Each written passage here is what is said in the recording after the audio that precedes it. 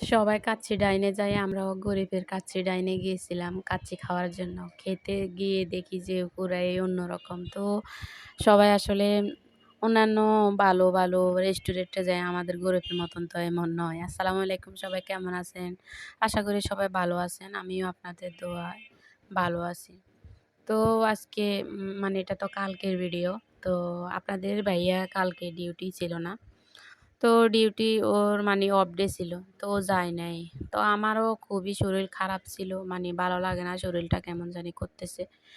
পরে আমরা মানে ঘুমিয়েছিলাম। ও ঘুম গিয়েছিল।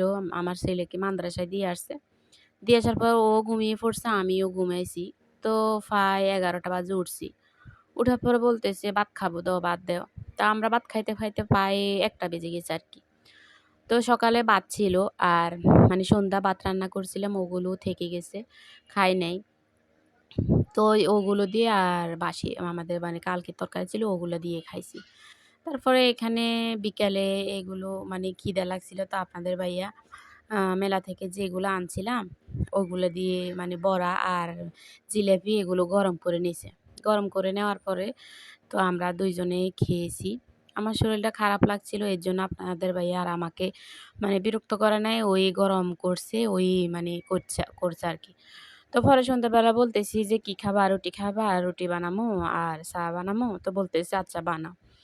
পরে চা বানাইছিলাম আর দুধ চা দিয়ে আর রুটি বানাইছিলাম। তো রুটি বানাইছি, পরে আমার ছেলে মাদ্রাসায় ছিল। না, মাদ্রাসা থেকেও তখন আসছিল কালকে বৃহস্পতিবার, মানে সন্ধ্যাবেলা আর পড়াই নাই। পরে আমার ছেলেকে বলতেছি, "খাও, তুমি একটা খাও।" ও বলতেছে, "না, খাবো না, আমার ভাল লাগে না।" পরে ওকে অনেক জোরাবুলি করার পরে মানে একটা রুটি খাইছে। একটা রুটি খায় নাই, অর্ধেক রুটি খাইছে। তো এদিকে আমার মেয়ে অনেক রাগ, ও মানে কি জানি বলতেছে ওর ভাইকে। আসলে ওর কথাগুলো এখনো বুঝি নাই, কি, কি কথা বলে। শুধু মা, মা করে, এটাই ওর শব্দ, আর ওগুলো বুঝি না আমরা। পরে আমি বলতেছি, "আম্মু তোমার এত রাগ কেন? দেখছি তোমার একটু বুঝেছে, মানে বুঝতেছে।" তারপর সন্ধ্যাবেলা খাওয়া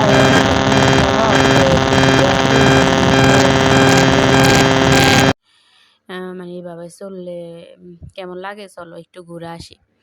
পরে আমরা একটা রেস্টুরেন্টে গেছিলাম, মানে নতুন হইছে, ওইখানে আমরা আর যাই নাই। আর এখানে আশেপাশে যদি আপনারা কেউ থেকে থাকেন, তাহলে অবশ্যই এই জায়গায় আসতে পারেন। অনেক সুন্দর, মানে অত মানুষের ভিড়াভিড়ি নাই। এরপরে মানে একদম ঠান্ডা নিরিবিলি।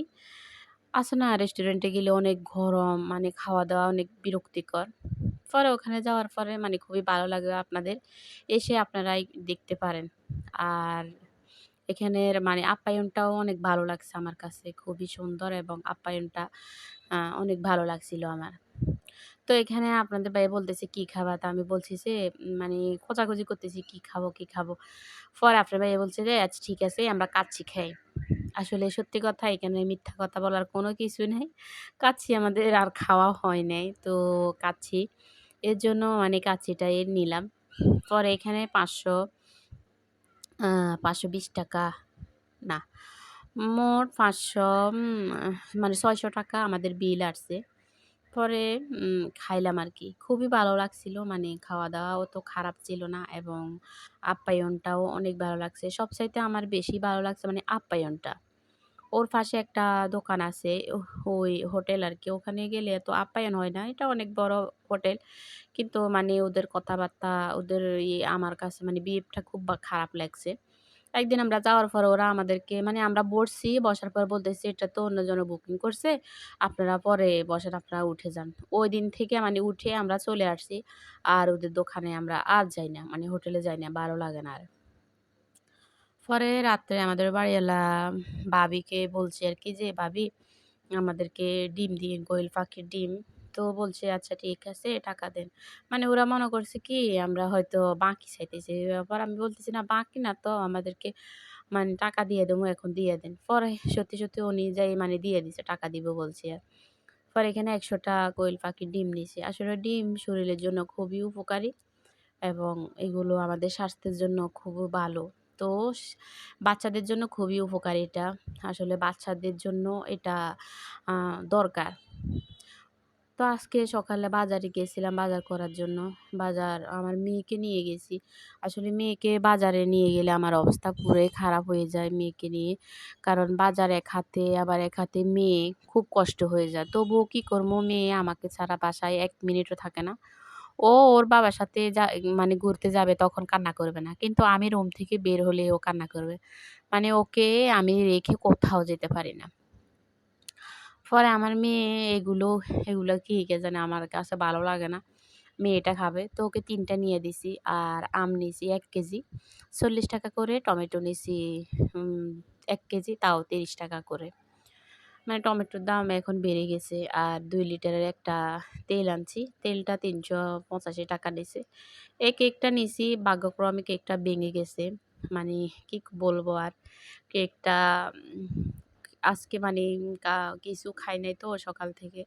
পরে বলতেছি যে কেকটা নিয়ে আসি, তো কেক দিয়ে জুস দিয়ে খাবো। কারণ অনেক খিদে লাগছিল আমার।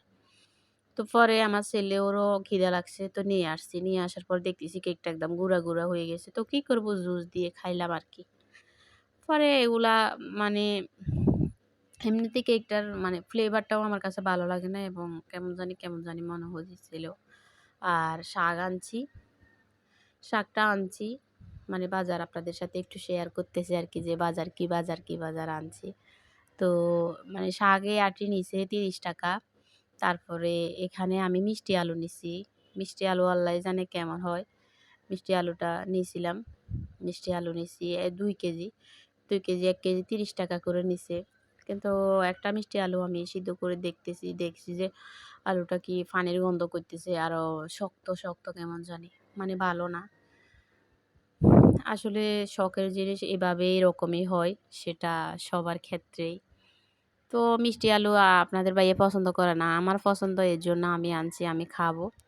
আর এখানে মুরগি নিছি প্রায় ৪ কেজির মতো। এখন হঠাৎ করে মুরগির দাম এত কমছে কেন জানি না। ৳১৪০ করে। এক দোকানে চাইছিলাম, ওখানে বলতেছে যে আ ৳১৪৫। পরে এই দোকানে বলতেছে ৳১৪০। পরে নিয়ে নিছি আরকি। আপনাদের ভাইয়া বলছে আরো একটু বেশি করে আনতা। বলতেছি আমি মেয়ের জন্যই তো পারতেছি না, কিভাবে কি করবো। তবু নিয়ে আসছি। আবার গেলে মাছের জন্য গেলে যদি পাই তাহলে আবার নিয়ে আসবো। আর এখানে ৫ কেজি আলু নিচ্ছে আপনাদের ভাইয়া। এখন আলুগুলো মানে ফ্যানের তলায় রাখলে কি হয়, মানে এগুলা চামড়া জানি কেমন হয়ে যায়। মানে দোতরা হয়ে যায় আরকি। আমাদের নোয়াখালী ভাষায় আমরা দোতরা বলি। আর অনেকে কুঁচকিয়ে যায় এগুলো বলে আরকি। তো আলুগুলো এখন আমি মানে বস্তার ভিতরে পলিথিন থেকে বের করে মানে বস্তাতে এগুলো ঢেলে সুন্দর করে মানে মেলে রাখবো। তাহলে আলুগুলো ভালো থাকবে। আর আলুর দামও বেড়ে যাবে, এর জন্য ৫ কেজি নিয়ে আসছি। আমাদের আলুটা খাওয়া কম হয়। আপনাদের ভাইয়া একটু কম খায়। আমি তরকারির সাথে দিই আরকি। আর চামড়াগুলো নিয়ে আসছি মুরগির। আমি চামড়াটা পছন্দ করি, আপনাদের ভাইয়াও পছন্দ করে। তো এর জন্য বেটাকে বলছি যে চামড়াটা দিয়ে দেন, আমাকে আলাদা